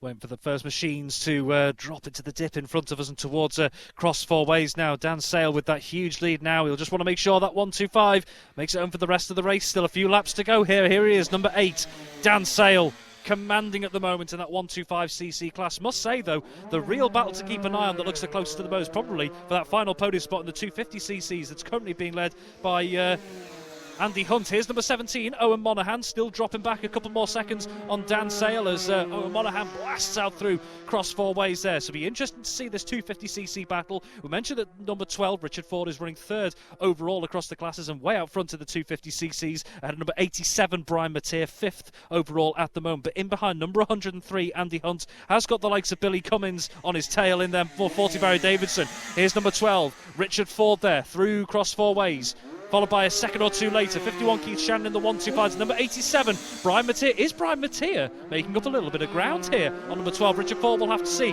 There comes that scutch of machines. And up into 3rd in the 250s, number 28, Billy Cummins. Number 97, Simon Lehane on the inside. 103, Andy Hunt, Mark Herbertson. And number 40, Barry Davidson there. Back to you, Tim. Yeah, just a solitary bike spotted on the bridge, and it is our race leader, Dan Sale, 2/3 distance. Crosses the line, and we now wait for the man in second. It was 10.8 at the end of the last lap. Here he is. Just slightly down, and that's the fastest lap for Owen Monaghan as well at 83.363 miles per hour, and it's 9.728 seconds the advantage. So it's come under the double figures. It's under 10 seconds now that Sale, number 8, leads number 17, Owen Monaghan, and these two are so far ahead of 3rd place. And here is in 3rd, number 12. And that's Richard Ford. Here's 4th, number 51. And in 5th, number 87. And here's the gaggle. This is quick. 97, 28, 103, 48 and 40. As quick as that. So in 5th, number 87, Brian Mattia. 6th is number 97, Simon Lehane. 7th, number 28, Billy Cummins. In 8th is 103, Andy Hunt. 9th, number 48, Mark Herbertson. 10th, number 40, Barry Davidson. 11th, number 55, Rhys Callister. 12th, number 15, Bob Doughty. And 13th, number 61, Richard Hunt. So number 8, the man from Sulby, Dan Sale, still leads that fastest lap, and the lap record on lap 2 at 85.454 miles per hour. 9.7 advantage for Sale over Monaghan. Let's go to Cross Four Ways. Rob. Yeah, Dan Sale with that gap just dipping under the 10-second barrier. Might just be being a little more conservative on that 1:25 as he hoves into view once again on this penultimate lap. Dan Sale, still an enormous gap between himself and the machine behind. There is Dan Sale through cross four ways there. So he won't want to let off too much, but there's still a decent gap here of a good few seconds here to number 17, Owen Monaghan. So Owen Monaghan, that's still a good time in the grand scheme of things that he just set. It's under his own previous lap record in this class of 82.23 miles an hour. So Owen Monaghan still improving on that lap record benchmark that he set last year. Those two 125cc post-classic machines way out in front here, but maybe, just maybe, Dan Sale just a little more conservative, just trying to look after that 125 and make sure it gets home before they head onto the final lap as well. Number 12, Richard Ford, on his way up to cross four ways here. Here he is indeed. Number 12, Richard Ford, still commandingly in the 250cc class there on the green plates and dropping a couple of seconds back. Number 51, Keith Shannon, on the 125cc, currently running third in the 125 class. Here's the second in the 250s. Number 87, Brian Mateer, still not made up too much ground on number 12, Richard Ford ahead. Here comes that scutch of machines here. Who's at the front of it this time? No time for that. Back to you, Tim. Yep, just waiting for our leader to come into view. And here he is. It is number 8. Again, a little look down on that left side. Was he just looking back to see what his lead was, or was he looking at the bike? That's maybe something we'll try and find out in the winner's enclosure if he makes it there. 17, Owen Monaghan, and it's pretty steady still. 8.596 seconds the advantage as they are now on their final lap around the Colas Billown circuit. And what a race we've had in less than ideal. It's dry, it has to be said now, on the Castletown bypass, but we're still hearing, as we've heard in the interviews, of damp patches, especially on the back section there, on the approach between Ballabeg and Cross Four Ways. Here's the man in the third, Richard Ford.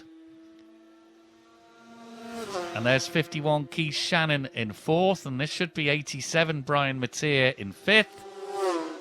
It is indeed, and the gap, well, it's about 36 seconds between second and third, but here's the 5 together.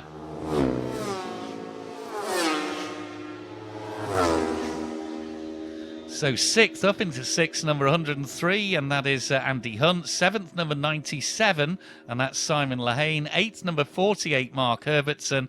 9th, number 28, Billy Cummins. And 10th, number 40, Barry Davidson. And Owen Monaghan, quickest again on that lap 5 at 83.518 miles per hour. But of course, Sale on lap 2 took the outright lap record in this class at 85.454 miles per hour. 8.5 seconds between them. Cross four ways for the final time in this race, and Rob Pritchard. Yeah, we've got some waved yellow flags out here at Cross Four Ways as the riders make their way towards us. So that is Dan Sale, your race leader. So just being advised with those waved yellow flags at Cross Four Ways on this final lap here as he makes it around Corner Cottage there and on the way up towards Church Bends. Here is number 17, Owen Monaghan. So still improving again despite being in second place at the moment. Owen Monaghan as he on the exit at Cross Four Ways, and off he goes down there. So Dan Sale, as we mentioned, maybe just being a little more conservative to make sure that 125 makes it to the finish line there. But Owen Monaghan improving again, even though he can't quite reel in Dan Sale. It's still on an upward curve, I think it's fair to say, Owen Monaghan's race there, and he is now just under a second under his previous 125 lap record, which has now been shattered, as we mentioned, by Dan Sale at that 85.454 mile an hour lap. We wait to see who the leading 250cc machine is, and again it is indeed number 12, Richard Ford, on the way into Cross Four Ways here. So number 12, Richard Ford, still leading the way in the 250cc class. Third in the 125s, number 51, Keith Shannon there, who we mentioned had that great start at the start of the race as well. And then the second 250cc machine, Brian Mateer. Back to Tim.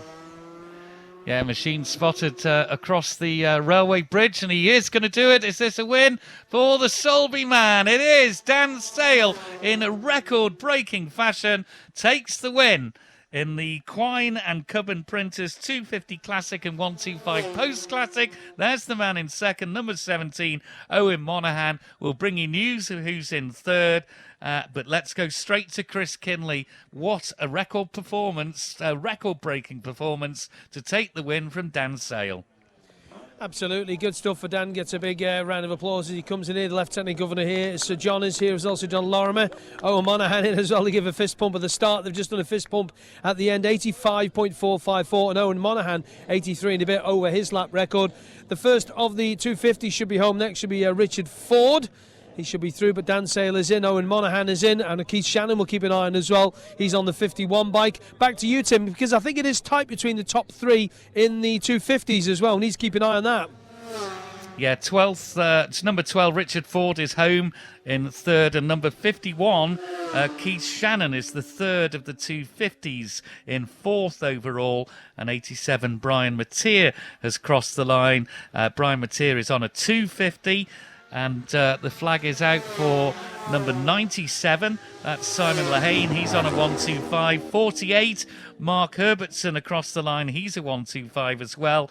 And Billy Cummins, number 28, is in 8th position. And Billy Cummins is on the 250. So we haven't got the class breakup there, but hopefully I've given you enough info there, Chris. Yeah, we've got it. Yeah. Billy Cummins just confirmed in that third because it was quite tight. And let's get in and speak to Dan if we can. Oh dear, the sharing racing stories. You just get in the middle here. Daniel, well done, mate. I'm breaking the lap record as well. Oh yeah, that's the icing on the cake, isn't it? 85.454. I knew it wouldn't be as quick as we went in practice. I got off the line and my gear change come off. Ah, that's why you struggled, yeah? Yeah, so I had to go down the straight to keep winding the bloody gear lever back in again, but it is what it is. They're old, aren't they? So you've got to nurse them. What year is it? 80, is it 88, 87 or something like that? It's an early one, isn't it? Yeah, it's nearly as old as me, isn't it? No, there's that. So that's sidecar win round here, and the first solo win round here from memory? Yeah, I think it is actually. It is, yeah. I've been on the podium a few times, but now it'll be first win, I suppose. And just, I didn't think it would get here, to be fair. We've had a nightmare with it, but everybody's in the same boat. Everybody's had a nightmare with bikes, haven't they? So. No, it's been good. Well done, thank you very much. I just want to thank Chris Roberts, the boy that owns the bike, thank him for giving me the bike, and the lads that are behind me. Like, I'm not the fittest fellow in the world. No. I'll probably have to go sheep shearing again to get myself out of fitness. Well done, Dan. Cheers. Well done. Owen Monaghan as well. Owen, well, congratulations, a winner last year. You broke your own speed from last year anyway, 83.5 or something like that you did today. Well done. Yeah, really chuffed. Yeah, just got to thank RL2 Racing and my whole team and all my sponsors and everything. So I got a really good team around me. So, but I was slightly disappointed weekend with a couple of bike failures, but this one's been sweet all weekend. It's just a joy to ride around here. So did you follow Dan for a bit? I tried to, but yeah, there was no chance really. He's a wicked rider, so yeah, tried to learn a bit, but no, I just enjoyed riding around. It was really good. Smint track. Well done. Yeah, thanks a lot. Thanks, well done. Yeah, so the winner last year gets second, and Keith Shannon, late change to a 125. Keith, why the change from the 250 to the 125? Well done, by the way. Oh, thanks. We just couldn't get it ready in time, and Ewan Hamilton offered me this bike. So how is he? How is Ewan? He's okay. He's got married. So, he's not. And he's retired. Yes, he has. Yeah. He's retired from racing then. But it's first time I rode a 125 ever, so it took some getting used to. But I knew I wasn't going to catch the youngsters. It's an old one, a twin shock steel frame one. Yeah, it's on the early when they came back, wasn't it? Yeah. So I enjoyed it. It was nice. And another podium at Billown for you. Yes. Yeah. Well done, Keith. Thank you very much. Nice, cheers. Well done. Thank you very much for that. So there we go. That's the 125, guys. That's a long way down for such my little legs. And Ricky Broadbent's here from Quine Cub. And Ricky, give Ricky a round of applause, folks. Also produced the programme for the Southern 100 as well. Thank you, Ricky. So the first three in the 125s. Third place, number 51, is Keith Shannon. Well done, Keith. Second place, number 17, Owen Monaghan. And the winner, of course, is Dan Sale. New lap record, 85.454. Brilliant stuff. Gets a sparkling wine again. So let's get into the winner of the 250s if we can. Sorry, Bob, just to jump in the conversation and get knocked over by Tubby as well. Goodness, Richard, made that look easy. Brian Mateer was catching you at one point. Yeah, I kept having a little look to see where Brian was. These little 250s, you just keep chatting away to them and hoping they keep going. Stroking it. I'm only here because of this guy here. He's an absolute legend. Bob Jackson, he's absolute legend. I'll ride as long as he puts a bike underneath me. Any problems on the bike at all? Do you just discussing a few things? Happy? Bits and pieces, just keep giving it a pat and talk nicely. Well done, Rich. Thank you very much. Thank you very much for that. Cheers. And Brian Mateer's over there. Let's get the boys out of the way. Where's young Brian? Let's try not to get run over, and Billy as well. Young Brian, how are you? Thanks for that, Chris. That Like sounds that. good. So it does. How was that? That was brilliant. Good fun apart from Go on. fluffing the start. And jumped the start, then stopped, and then the lights changed. Everybody went, and it took about 3 goes to get it the clutch to clear. Tim did say on commentary as well, you were catching him. You started to catch Richard at one point. But he's a fly fox, so he is, and he's too quick for me, so he is. I see he's lost a bit of weight, so I'm going to do the same thing. Armoy for you next, All is being it? well, all being On well. these, yeah? Yes, and that's Chris. Aye, all being well. It's great to be back. Yeah, it is good to see you again. Good to see you too. Yeah, and Cheers. what about Daniel winning as well? Brilliant. Yeah, Sulby yeah. Glen Hotel 1-2. I'm glad you said that. Well done, Brian. All right, cheers, Chris. buddy. Thank you. And young William Cummins. Here we go. Billy, how's that? I'm delighted, Chris. We've had a terrible week. Didn't get out on my tees. I was pig sick. I started racing on this bike when I was 16 years old. I'm delighted. That'll do it. And this is your own bike, isn't It's it? Dickie's. Dickie's bike, yeah, but the one you've ridden on for 20 years, I'm going to say. 16, 40 years. I'm being polite. About the time. Billy, well done. Thanks, Chris. Thank you. Guys, there you go. Well done to Billy. He's always a man of a few words, is William, but gets himself up on there. Look at that, So there's stories for you. 16 when he rode that. He said 40-odd years. Well done to him. Well done to Billy. So there we go, folks. This is the Quine and Cummins 250 side of this. Let's get the Ricky again to do the presentation. Ricky Broadbent ready to go, I think. Ladies and gentlemen, in third place is Billy Cummins, number 28. Well done, Bill. Second place, number 87, Brian Mattia. Well done, Bri. And the race winner, number 12, it is, of course, Richard Ford. So well done to the top three there. Well done to Billy. They'll get the sparkling wine again from our friends at Forage Juventus. Well done to Brian. And well done to our race winner. That, of course, is Richard Ford. 2 podiums, 2 presentations done. Back to Tim.